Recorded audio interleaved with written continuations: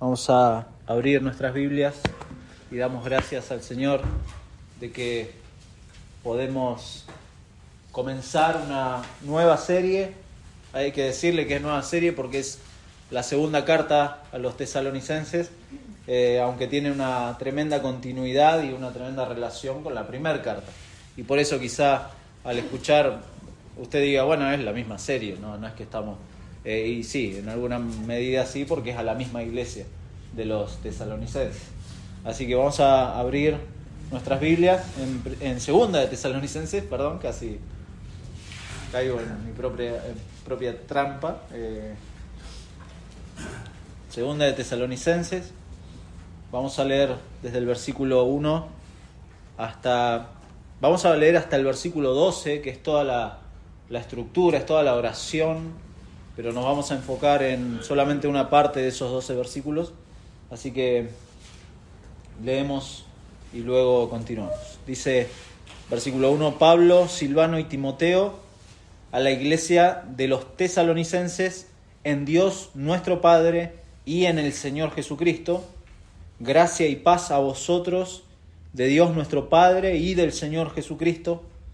Debemos siempre dar gracias a Dios por vosotros, hermanos, como es digno, por cuanto vuestra fe va creciendo y el amor de todos y cada uno de vosotros abunda para con los demás, tanto que nosotros mismos nos gloriamos de vosotros en las iglesias de Dios por vuestra paciencia y fe en todas vuestras persecuciones y tribulaciones que soportáis.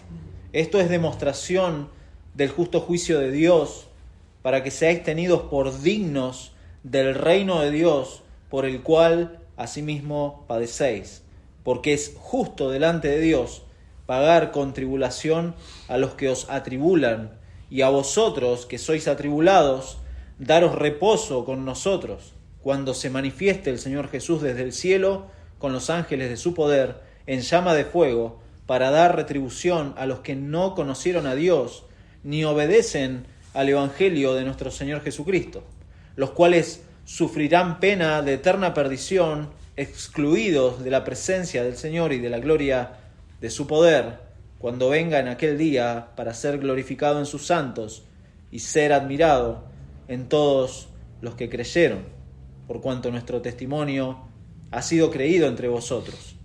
Por lo cual asimismo oramos siempre por vosotros, para que nuestro Dios os tenga por dignos de su llamamiento y cumpla todo propósito de bondad y toda obra de fe con su poder, para que el nombre de nuestro Señor Jesucristo sea glorificado en vosotros y vosotros en Él, por la gracia de nuestro Dios y del Señor Jesucristo.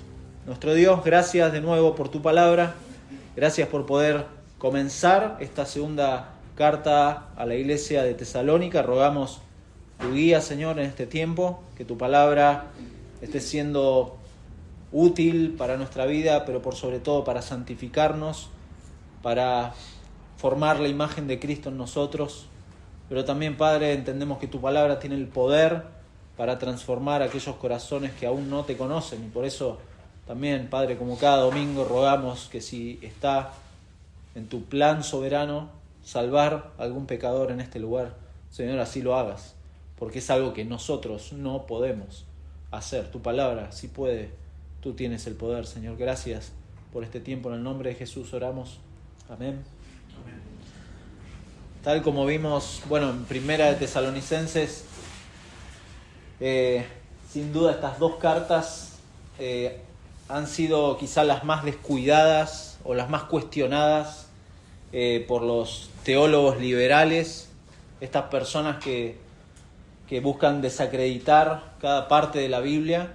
Y esta segunda carta, de hecho, es una de las más cuestionadas en cuanto a la autoría de Pablo. Si Pablo escribió o no esta carta, pero son solamente argumentos débiles que no hace falta recorrer. Es tiempo que no vamos a robarle a la predicación de hoy.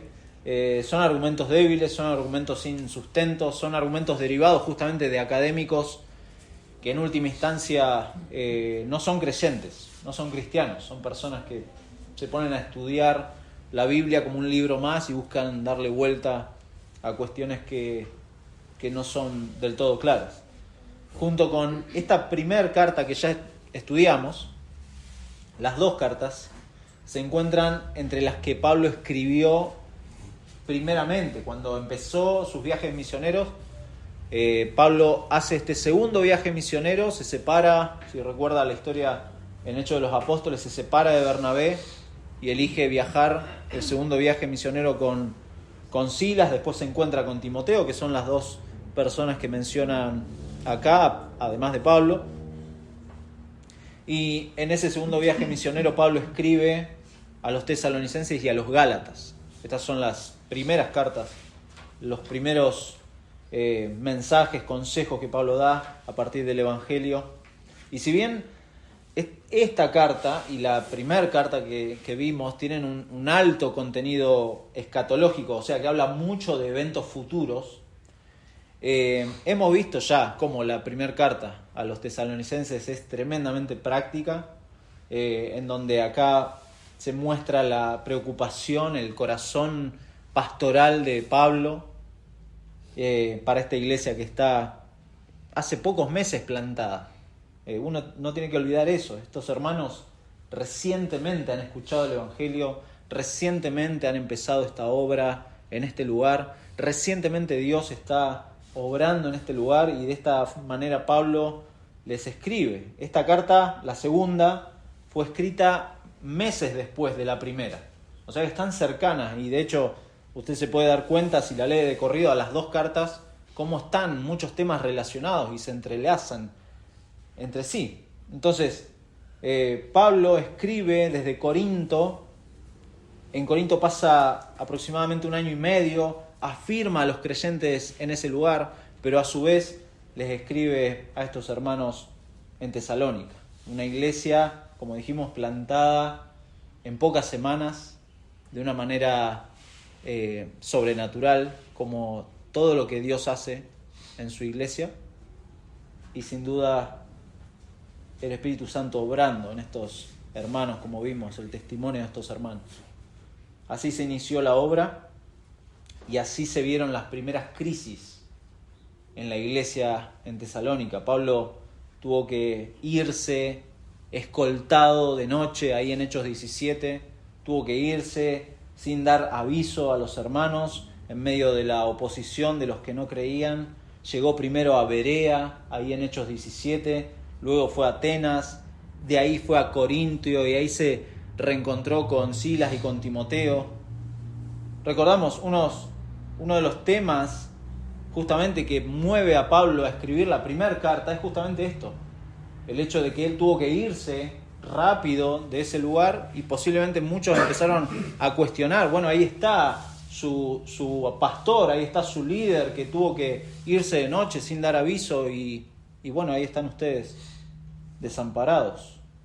Entonces Pablo en su primera carta presenta defensa de esto y ahora en la segunda carta ya no vemos este tema muy interesante porque posiblemente los hermanos de Tesalónica reconocen que hay un afecto, hay un amor de parte de Pablo y es mutuo, pero sí reitera temas que ha tratado en la primera carta. Por ejemplo, el tema del ocio en el trabajo, el tema de la falta de laboriosidad, esto lo vamos a ver más adelante, y un segundo tema es el tema de la venida del Señor, que empieza a aparecer de nuevo, empieza a haber más confusión alrededor de esto.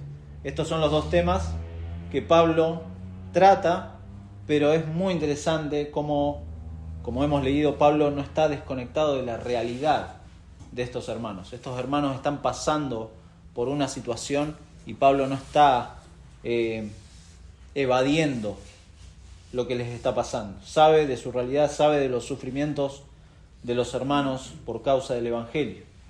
Y así leímos del 1 al 12, donde habla de este sufrimiento.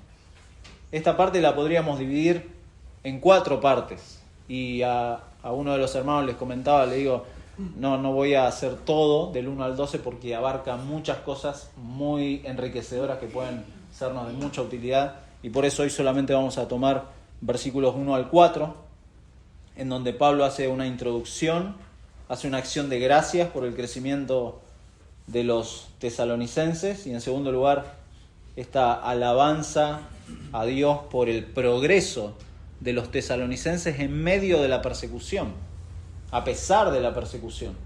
Los hermanos de Tesalónica estaban creciendo. Y entonces la idea que vamos a tomar en función de estos pasajes es que como cristianos tenemos que entender que el crecimiento nuestro necesariamente se va a dar en el sufrimiento.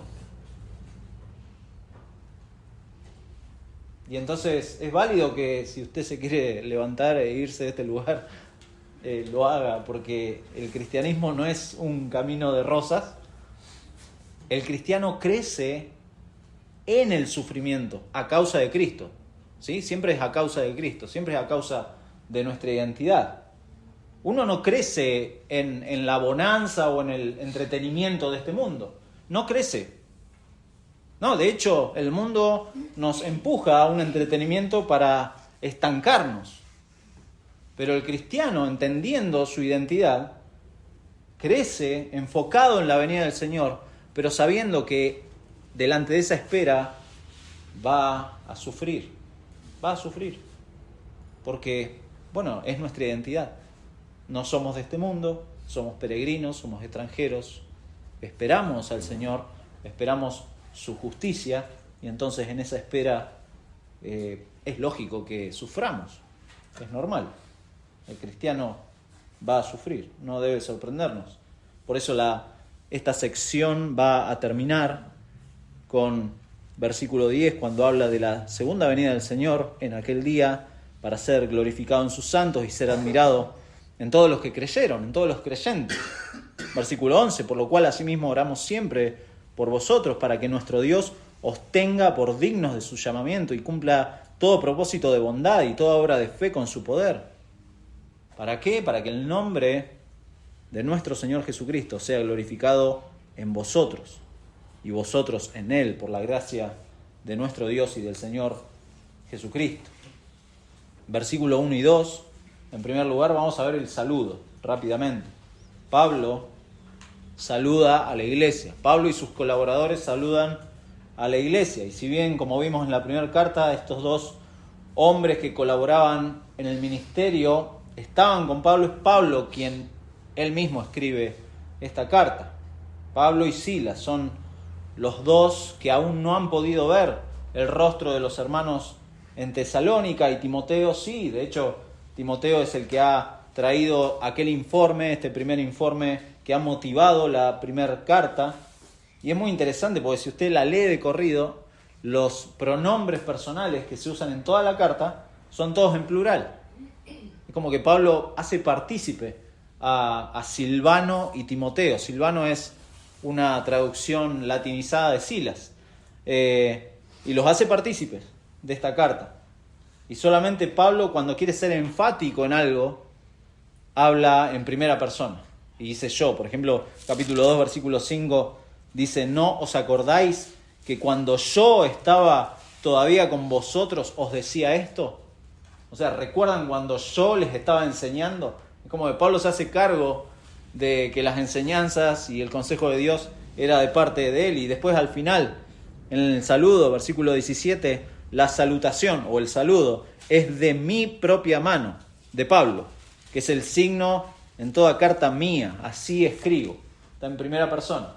Entonces Pablo hace partícipe, pero cuando quiere ser enfático en algo, bien del estilo de Pablo, se pone en primera persona y dice yo les estoy aclarando tal o cual cosa. Y es llamativo aquí que no saluda a estos hermanos. Pablo no saca chapa, no dice Pablo apóstol en ninguna de las dos cartas, ni en primera de Tesalonicenses, ni en segunda. En el resto de las cartas sí, había como una familiaridad y no hacía falta este título aclarárselos, como sí se los tiene que aclarar, por ejemplo, a los corintios. A los corintios sin duda tuvo que marcarles cuál era el rol que él cumplía en la iglesia. Y algunos comentaristas coinciden en que frente a la situación que se vivió en Tesalónica, esto de que tuvo Pablo que salir de noche y los cuestionamientos de los incrédulos y el testimonio de los tesalonicenses, es algo que no es necesario recalcar a la iglesia, que Él es el apóstol. Y de hecho leímos ya hace unas semanas atrás el informe de Timoteo, que Timoteo capítulo 3 versículo 6 de Primera de Tesalonicenses les dice: Timoteo nos dio buenas noticias de vuestra fe y amor, y que siempre nos recordáis con cariño, deseando vernos, como también nosotros a vosotros. Entonces, ante esto no hace falta recordar que Él es el apóstol Pablo. Fíjese en estos versículos el amor de los hermanos por el apóstol Pablo. Un amor, un afecto que sin duda había Dios generado en estas personas. Precioso. Una iglesia que está, como dice ahí en el saludo, si bien en primer lugar en Tesalónica, dice Pablo ahí, en Dios nuestro Padre y en el Señor Jesucristo. Es algo que marcamos en Primera de Tesalonicenses, que al resto de las iglesias Pablo les escribe: la iglesia que está en tal lugar, en cual lugar, en Corinto, en Roma, en Galacia, etcétera, en Efesios. Pero acá es hermoso como Pablo les recuerda que ellos están primeramente en Dios, nuestro Padre, y en el Señor Jesucristo. ¿Qué tiene de importante eso? Que no es tan importante la locación geográfica para el creyente. Es importante la locación espiritual que tiene el creyente. Y estos hermanos están primeramente en Dios. No que el resto de las iglesias no estuvieran en Dios, pero en medio del sufrimiento, en medio de la crisis que estos hermanos estaban pasando, en medio de la persecución por causa de Cristo, es bueno y es pertinente recordarle a la iglesia, primeramente, que están en Dios y en Cristo. Ese es el lugar en donde la soberanía de Dios está obrando. Ese es el lugar en donde estos pecadores llamados al arrepentimiento ahora están. ¿Se da cuenta? Ellos están en Dios y en Cristo. Usted, mi hermano, como hijo de Dios, está en un lugar y en un punto de la historia. Y recién orábamos por nuestros gobernantes, por nuestro país. Pero primeramente no olvide que está en Dios. Si usted es un hijo de Dios, está en Él, está en sus manos. Esta es una preposición que a Pablo le encanta usar porque nos habla de nuestra unión con Cristo, de la posición gloriosa que tenemos como creyentes. Estamos en Dios, lo cual no solo debemos recordarnos unos a otros, sino que es algo que debe condicionar nuestro andar. No solamente saberlo, sino que debe condicionar nuestro andar en esta tierra, es decir, todo lo que hacemos, todo lo que vivimos, todo lo que experimentamos como creyentes, lo hacemos en Él. Ese es nuestro lugar. ¿Se entiende? Entonces, Pablo les recuerda esto a la iglesia de los tesalonicenses: en Dios, nuestro Padre, y en el Señor Jesucristo. Y es muy importante frente a las persecuciones, frente a los sufrimientos que estos hermanos están pasando, recordar que están en Él, teniendo presente la venida del Señor por su iglesia, teniendo frente a ellos la persecución, teniendo frente a ellos los sufrimientos, confundidos, como vimos en la primera carta, confundidos por la muerte de algunos hermanos que no sabían qué iba a pasar. Es correcto y hace sentido que Pablo le diga: mis hermanos, iglesia, ustedes están en Dios nuestro Padre. Es lógico recordarles y animarlos con esas palabras. Ustedes están en Jesucristo. Ustedes no tienen nada de qué preocuparse porque están en Él. En Él. La iglesia existe por causa de Dios el Padre y por la obra de Cristo. Y estamos en Él. Y agregamos, obviamente, a ello el obrar de Dios por medio de la tercera persona de la Trinidad, del Espíritu Santo. que no solamente ha inspirado su palabra, que no solamente nos ha dado el consejo de Dios, sino que nos consuela en medio del sufrimiento.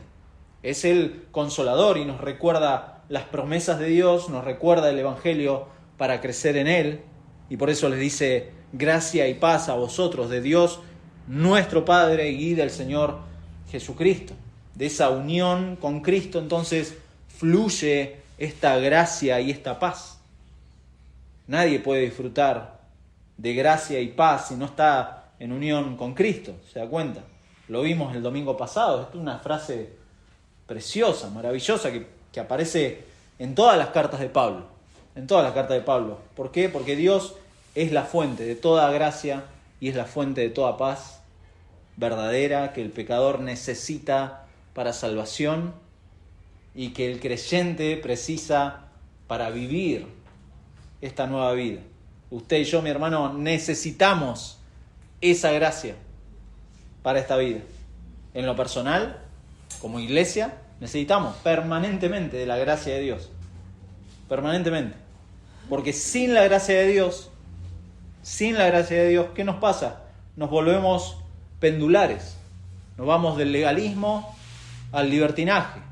Del legalismo al libertinaje. Y la gracia de Dios es lo que nivela, es el catalizador de nuestra vida.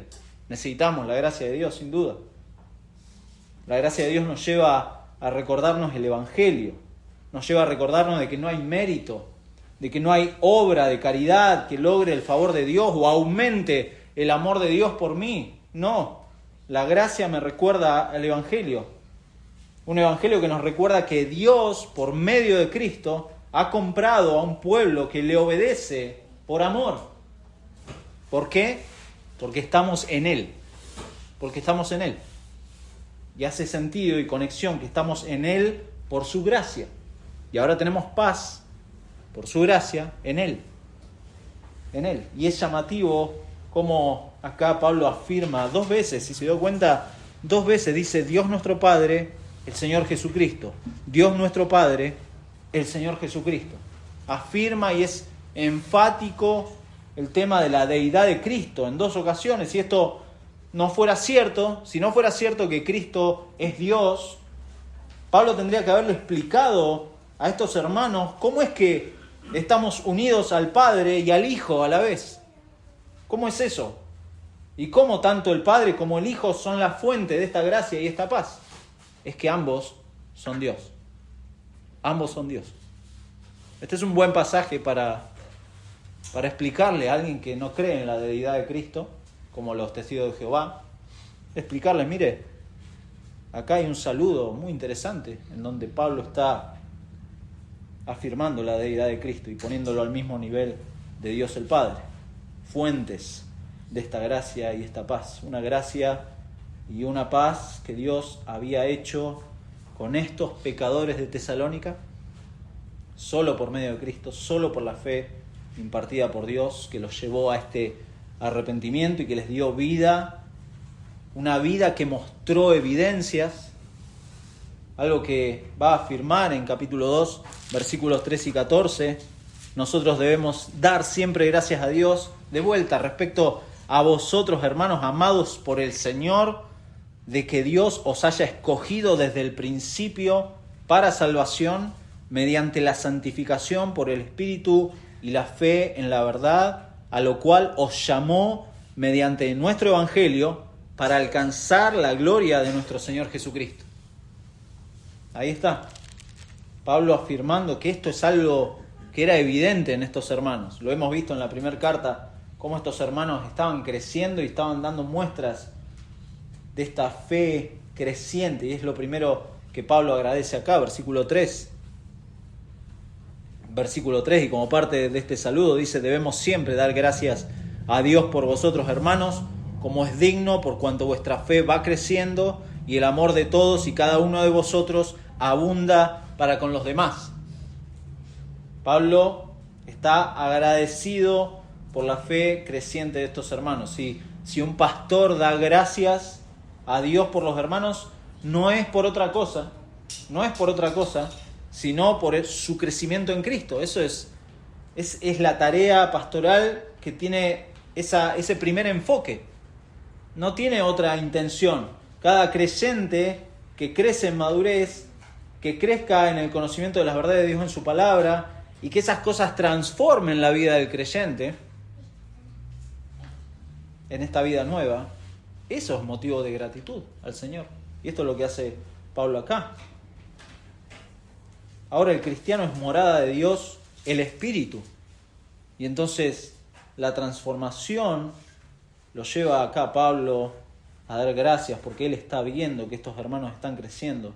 Sus vidas no solamente estaban siendo transformadas, sino que estaban sirviendo a otros hasta el regreso del Señor. Y esta es la tarea de Pablo y de la iglesia, dar gracias a Dios por ellos. Debemos siempre dar gracias a Dios por vosotros. Recuerde, mi hermano, el contexto acá. Dijimos, estas personas habían sido alcanzadas por el Evangelio. Recientemente Dios había plantado una iglesia en ese lugar. Pronto vivieron la persecución de los hermanos. Solamente tenemos unos pocos nombres, que si usted recorre Hechos de los Apóstoles y las cartas de Pablo, pocos nombres de estas iglesias. Jasón, Aristarco, Segundo, eran de este lugar. Se mencionan hombres y mujeres distinguidos, pero sin nombres, que siguieron la fe en este lugar. Estos cristianos, mi hermano, se habían convertido en parias sociales por causa del Evangelio. Estos hermanos habían perdido sus trabajos, eran marginados, sus propias familias los rechazaban por causa de Cristo. A algunos los empujaban a dejar el Evangelio.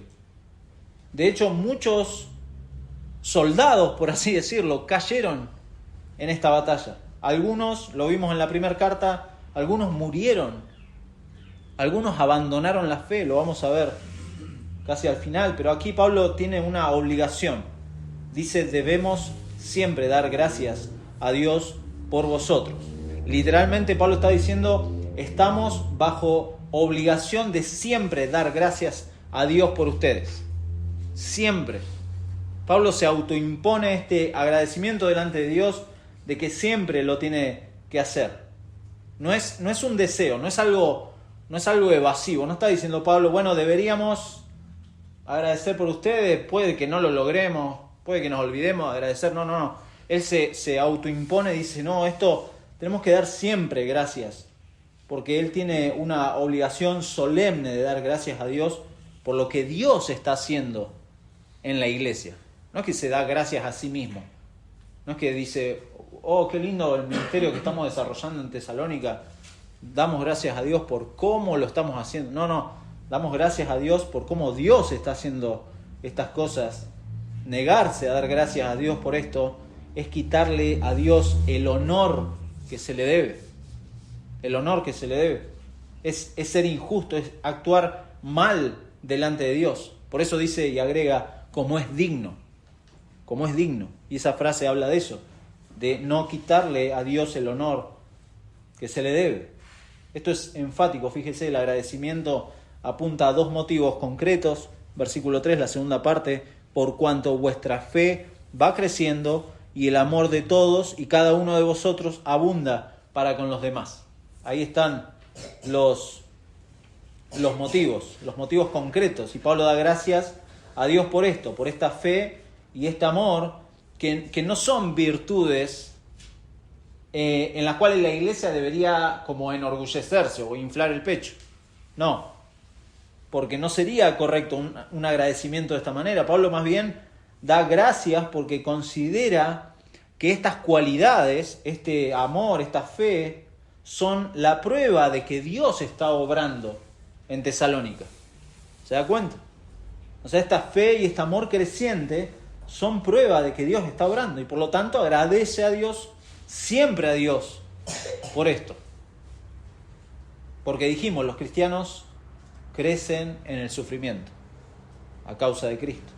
No crecen en la bonanza, no crecen en el entretenimiento de este mundo, crecen entendiendo su identidad, enfocados en la venida del Señor. Y sin duda todo esto es obrar de Dios.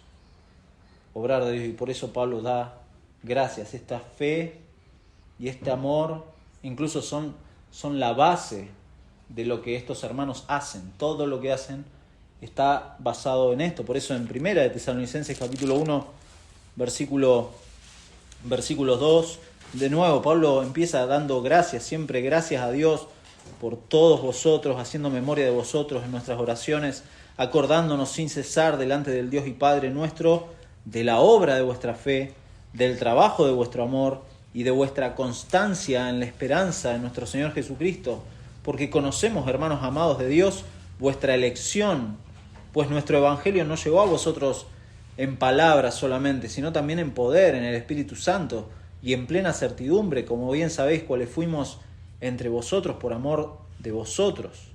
Y vosotros vinisteis a ser imitadores de nosotros y del Señor, ahí están las evidencias, recibiendo la palabra en medio de gran tribulación, con gozo del Espíritu Santo.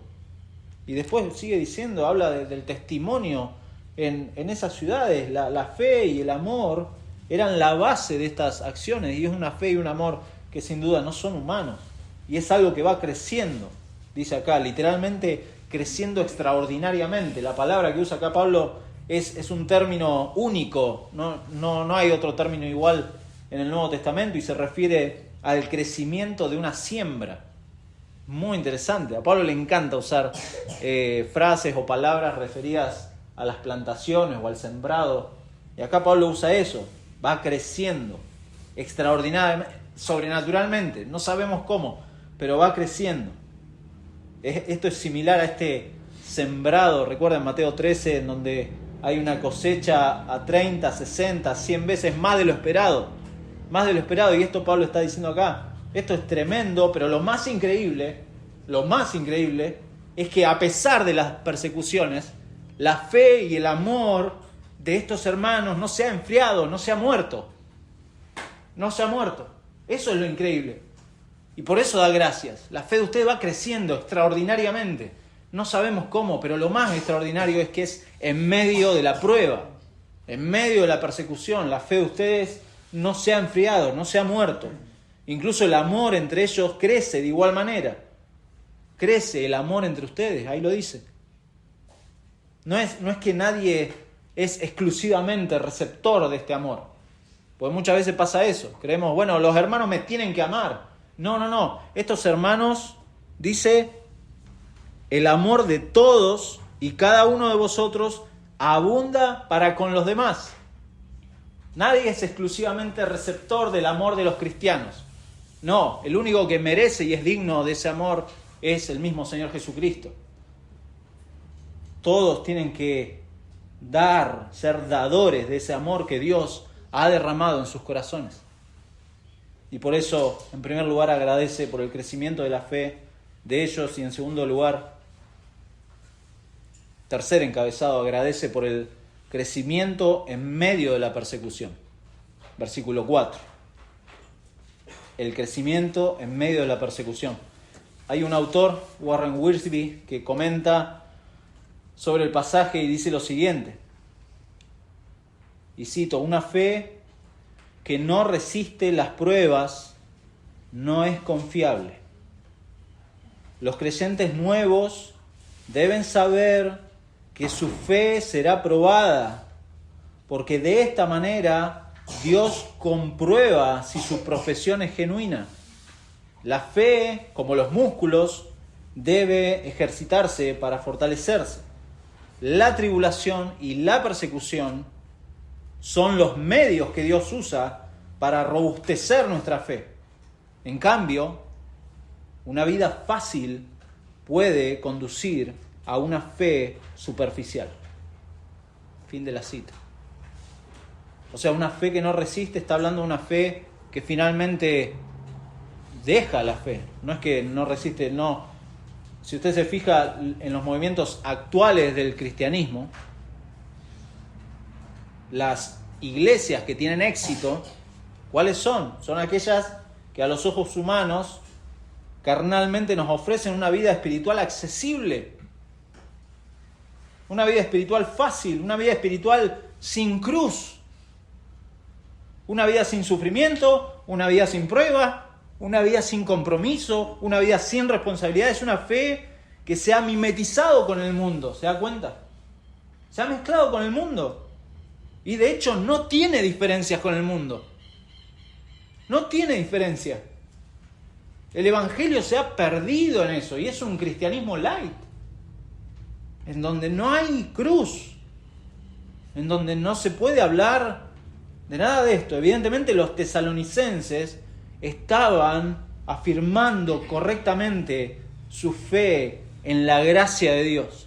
Y Pablo alaba a Dios por ello, porque en definitiva la gloria de Dios en su gracia es la que está actuando en los creyentes. Por eso dice versículo 3 y 4, da gracias a Dios por ellos, su fe va creciendo, el amor de ellos va creciendo. Y Pablo y sus colaboradores se glorían con las iglesias, con el resto de las iglesias, por esta paciencia y fe en todas vuestras persecuciones y tribulaciones que soportáis. Esta alabanza está conectada entonces con el agradecimiento del versículo 3 y ahora está relacionada con las circunstancias. La fe probada. La fe probada. La Biblia de las Américas dice, nosotros mismos hablamos con orgullo de vosotros en las iglesias de Dios. Es como que se reunieron, Pablo con los colaboradores se reunieron seguramente ahí en Corinto, una iglesia no fácil, para hablar. ¿Ustedes han visto cómo Dios está obrando? Alaba a Dios primeramente, cómo Dios está obrando en estos hermanos. Esto es lo que está pasando, es similar a lo que leímos ahí en 1 Tesalonicenses capítulo 1. Las iglesias de Dios en esta región estaban informadas del obrar de Dios en los tesalonicenses. ¿Por qué? Porque el sufrimiento no solamente nos ayuda a crecer a nosotros, sino que es de bendición a otros. Eso es lo que estaba pasando acá. Los tesalonicenses estaban sufriendo, pero estaban creciendo, pero también esto los estaba capacitando para crecer y ayudar a otros. ¿Por qué? Porque Dios nos consuela para que podamos consolar a otros. Dios hace así, Dios trabaja así. No sé por qué, pero Pablo lo dice en 2 de Corintios, justamente, a esta iglesia que no confiaba en Pablo, que lo criticaba a Pablo, que lo ninguneaba. Pablo les escribe, les abre el corazón a esta iglesia y les dice en capítulo 1, versículo 3, en los saludos iniciales, bendito sea el Dios y Padre de nuestro Señor Jesucristo, Padre de misericordias y Dios de toda consolación, el cual nos consuela en todas nuestras tribulaciones. ¿Para qué? Para que podamos también nosotros consolar a los que están en cualquier tribulación por medio de la consolación con que nosotros somos consolados por Dios, porque de la manera que abundan en nosotros las aflicciones de Cristo, así abundan también por el mismo Cristo nuestra consolación. Pero si somos atribulados, es para vuestra consolación y salvación. O si somos consolados, es para vuestra consolación y salvación, la cual se opera en el sufrir las mismas aflicciones que nosotros también padecemos. Y nuestra esperanza respecto de vosotros es firme, pues sabemos que así como sois compañeros en las aflicciones, también lo sois en la consolación. Tremendo. El sufrimiento estaba ayudando a crecer a los tesalonicenses, a Pablo, a sus colaboradores, y esto los estaba ayudando y los estaba capacitando para ayudar a crecer a otros. Y a lo largo del Nuevo Testamento, esta paciencia que menciona acá Pablo, que uno lo puede encontrar en otras traducciones como perseverancia, como persistencia, como constancia, no es simplemente aferrarse a la fe, no es simplemente eso, sino aferrarse a pesar de las circunstancias. ¿Se da cuenta? Me aferro al Señor a pesar de las circunstancias, a pesar de la tribulación. Eso se traduce como gozo. ¿Usted quiere encontrar una definición de gozo? Es aferrarme al Señor a pesar de lo que estoy viviendo, a pesar de las circunstancias. A veces decimos, un hermano tuvo una pinchadura de rueda ahora. antes de venir. ¿Pero eso quita el gozo? No, es una circunstancia y en el momento uno puede... Y nos pasan cosas diariamente nos pasan cosas. Y nos pueden poner mal, pero el gozo es otra cosa. Es aferrarme al Señor a pesar de las circunstancias. Y estos hermanos estaban pasando por pruebas. Estaban siendo perseguidos, persecuciones y tribulaciones que soportáis. Estos hermanos estaban manteniendo su gozo en el Señor. Y esto está ligado a uno de los temas principales de la segunda carta a los tesalonicenses, que es la segunda venida del Señor. O sea, me aferro al Señor y a esta esperanza de la segunda venida. Por eso la preocupación de Pablo no es que tengan fe, es decir, no es que pongan su confianza salvífica en Cristo. Pablo estaba seguro de eso, de la elección de estos hermanos, tenía la total confianza de que Dios estaba obrando en ellos, no estaba buscando que estos hermanos crezcan en descansar en la justicia de Cristo. No. Ellos estaban firmes en eso. Lo que Pablo está preocupado es que estos hermanos tengan una firmeza continua. Una firmeza continua en esta confianza. ¿Por qué? Porque hay personas que se conforman con conocer el Evangelio intelectualmente, pero no lo viven. No lo viven. Y no se afirman en el Evangelio, en su vida, para crecer en el Evangelio. Esto es la gracia de Dios, es decir, hay personas que persisten en la inmadurez, se estancan y no avanzan. Y en realidad lo que está dando evidencia a eso es que esa aparente fe es muy posible que no sea una fe genuina. ¿Se da cuenta? ¿Por qué? Porque no confío en el Señor y no me sostengo en su gracia. Esto no quita que la fe genuina tenga deficiencias, tenga tropiezos. La fe genuina también puede, y de hecho es una realidad. Nadie puede decir, no, yo tengo una fe tremendamente fuerte y nada como decíamos el domingo pasado, voy de victoria en victoria. No, eso es una mentira, es una falacia. No.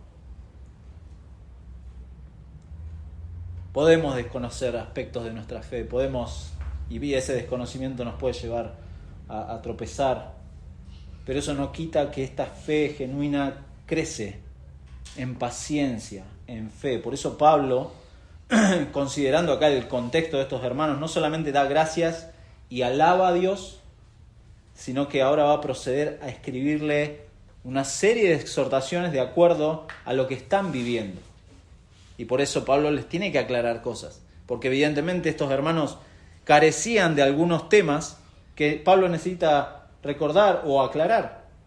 Esto que soportan los tesalonicenses es algo que tanto Pablo, en el resto del Nuevo Testamento enseña. La persecución es algo que se espera en la vida de personas, piénselo por un momento, de personas que son seguidores, de personas que son discípulos de un Mesías que fue crucificado por el Imperio Romano como un criminal de Estado.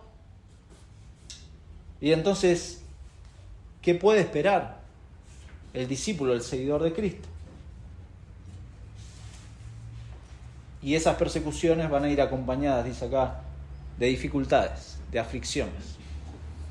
No es un mensaje muy color de rosa para el mundo contemporáneo. Por eso dijimos, los cristianos crecen en el sufrimiento por causa de Cristo, no crecen en la bonanza, en el entretenimiento de este mundo. Si usted espera crecer en eso, le vamos avisando, no lo va a lograr, se va a entretener con otras cosas, pero si usted entiende su identidad como creyente, va a crecer, enfocado en la venida del Señor, a pesar de los sufrimientos, Vamos finalizando. Pablo acá no minimiza el sufrimiento de los hermanos, y eso es importante, no lo minimiza. Si da gracias a Dios por cómo Dios mismo está obrando en los creyentes, lo hace, pero es llamativo y nos sirve de enseñanza de que Pablo acá no se centra en los sufrimientos, no se centra tampoco en las áreas que necesitan corrección, que vamos a ver más adelante. Sí se centra y da gracias de que estos hermanos crezcan en el Señor. Por eso, a manera como de sándwich acá en versículos 11 y 12, Pablo va a retomar esta oración y va a decir: por lo cual asimismo oramos siempre por vosotros, para que nuestro Dios os tenga por dignos de su llamamiento y cumpla todo propósito de bondad y toda obra de fe con su poder, para que el nombre de nuestro Señor Jesucristo sea glorificado en vosotros y vosotros en Él, por la gracia de nuestro Dios y del Señor Jesucristo. Podemos ver acá que es como redundante y enfático el tema del crecimiento de la fe de estos hermanos, a fin de que Cristo sea glorificado. Cristo sea glorificado en la vida de la iglesia. Terminamos con una serie de preguntas para los creyentes. Para los creyentes, en primer lugar, para aquellos en quienes Dios ha obrado arrepentimiento y fe, para aquellos que descansan en la justicia de Cristo y no se lo olvidan, y de hecho lo celebramos, lo vamos a celebrar en un momento, la justicia de Cristo. Aquellos que la gracia de Dios sostiene sus vidas.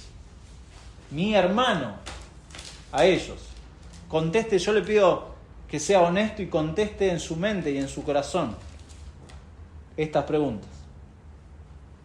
¿Identifica en qué áreas de su vida ha crecido y se ha fortalecido? ¿Desde que es creyente? ¿En qué áreas de su vida ha crecido y se ha fortalecido? La fe que Dios le ha dado para tener vida y para abrir sus ojos es una fe creciente. ¿La gracia de Dios es algo ambiguo, es algo místico o es algo que sostiene su vida práctica y le ayuda en la perseverancia? ¿La gracia de Dios es algo que afecta sus decisiones o está abusando de la gracia de Dios? ¿O está abusando de la gracia de Dios? ¿La gracia de Dios es algo privado en su fe o es algo que crece junto a sus hermanos? ¿Cómo la fe, el amor y esta paciencia la está viviendo con sus hermanos? Si hoy viniera persecución en la iglesia, y creo en lo personal que de alguna manera somos perseguidos, en forma más sutil y más peligrosa incluso, somos perseguidos, pero si hubiera una persecución más visible, ¿cómo está de firme su fe para dar testimonio del Evangelio? Y esto es algo en lo que tenemos que trabajar y crecer en dependencia de la gracia de Dios. Porque dijimos, y una vez más lo repetimos, los cristianos crecen en el sufrimiento por causa de Cristo. No crecemos en la bonanza que nos ofrece este mundo. No vamos a crecer, sino que vamos a crecer enfocados en la venida del Señor y en el propósito supremo de ser hechos a su imagen hasta entonces. Escuche, y con esto vamos terminando, escuche cómo Pablo le escribe a Timoteo, a uno de estos colaboradores que lo acompañaban en Tesalónica, segunda de Timoteo, capítulo 4, ya casi al final. Pablo, es muy interesante, porque a Pablo lo estaban por matar, lisa y llanamente, le estaban por cortar la cabeza, y Pablo le escribe a Timoteo. Últimas palabras de Pablo a Timoteo, capítulo 4, versículo 1. Te encarezco. Ya empieza con palabras bajo juramento. Te encarezco delante de Dios y del Señor Jesucristo, que juzgará a los vivos y a los muertos en su manifestación y en su reino. Que prediques la palabra, que instes a tiempo y fuera de tiempo, redarguye, reprende, exhorta con toda paciencia y doctrina, porque vendrá tiempo cuando no sufrirán la sana doctrina, sino que teniendo comezón de oír, se amontonarán maestros conforme a sus propias concupiscencias, y apartarán de la verdad el oído y se volverán a las fábulas. Pero tú, sé sobrio en todo, soporta las aflicciones. Son un hecho, van a venir las aflicciones. Haz obra de evangelista, cumple tu ministerio. Porque yo, Pablo, ya estoy para ser sacrificado, y el tiempo de mi partida está cercano. He peleado la buena batalla. Esto no habla de la bonanza y el entretenimiento del mundo. He peleado la buena batalla, he acabado la carrera, he guardado la fe. Por lo demás, me está guardada la corona de justicia, la cual me dará el Señor, juez justo, en aquel día. Y no solo a mí, o sea, incluye acá a otros, y no solo a mí, sino también a todos los que aman su venida. Y escuche, procura venir pronto a verme, o sea, el deseo de volver a ver a un hermano. Estaba preso Pablo, lo estaban por matar. Procura venir pronto a verme, Timoteo. ¿Por qué? Porque Demas me ha desamparado, amando este mundo. Y fíjese dónde se ha ido. Y se ha ido a Tesalónica.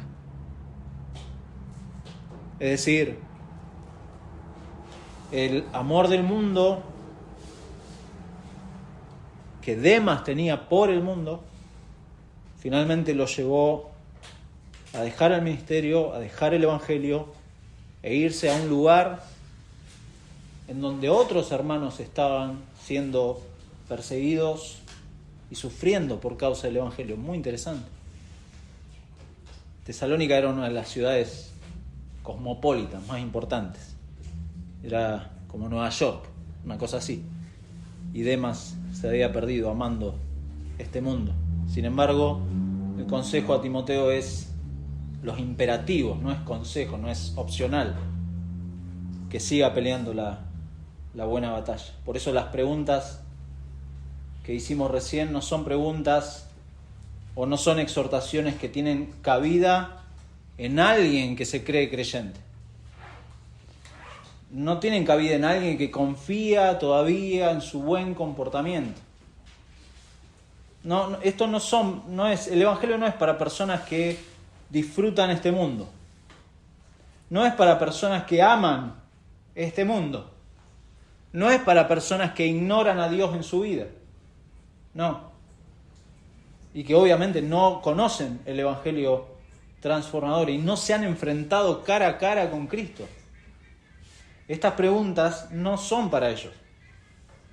Para esas personas solamente nos resta llamarlas al arrepentimiento y a la fe, a correr a la cruz de nuestro Señor, porque solamente ahí está el único lugar donde Dios pone su mirada para perdonar al pecador y para darle vida. No hay otro lugar. El Señor, Dios el Padre, no va a mirar sus buenas obras, no va a mirar lo brillante que es, las buenas intenciones, el corazón, qué generoso, qué caritativo, qué buena persona que es usted con sus vecinos. No, a Dios no le interesa eso. O sea, le interesa sí en los cristianos, obviamente, pero a Dios le interesa un solo lugar en medio de la eternidad y es la cruz de Cristo. Por eso el pecador necesita correr a la cruz de Cristo. No hay otro lugar. No hay otra persona que no sea mediador entre este Dios santo y justo que está airado contra el pecado, que está airado contra un vil pecador como yo. No hay un sacrificio mejor. No hay. Por eso las preguntas que hicimos antes no son para ellos. No se preocupe. No se preocupe por esas preguntas. Preocúpese por la cruz de Cristo. Corra al único lugar en donde Dios perdona al pecador. Al único lugar donde el pecador que va a ese lugar, Dios no lo echa fuera. Nadie es rechazado si va genuinamente a los pies de la cruz en arrepentimiento y fe.